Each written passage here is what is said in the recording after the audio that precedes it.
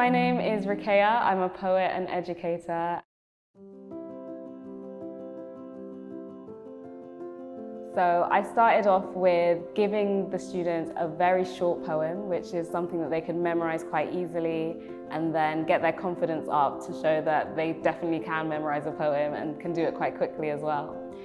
So this exercise works well with all the students sitting or standing in a circle. You show them a short poem, and then for each line, you have them allocate an action to go along with the line. So you can choose one person to give the first line in action, another person to give the second line in action, and so on until the whole poem has an action for each line. Then from there, you can play around with it, reciting the poem together, using the actions. You can get people to alternate in pairs, taking a line each, or you could have them working in groups and going around, each person sharing a line and an action. Then you could even try taking away the words and just having the actions.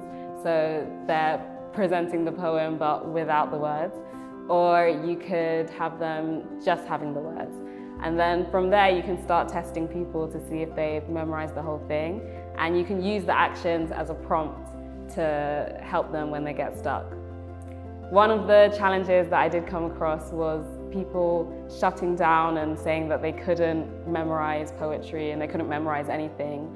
But I feel like a little bit of encouragement goes a long way, and especially when you're using actions and something else to get the brain working, it really helps to show them that they can do it.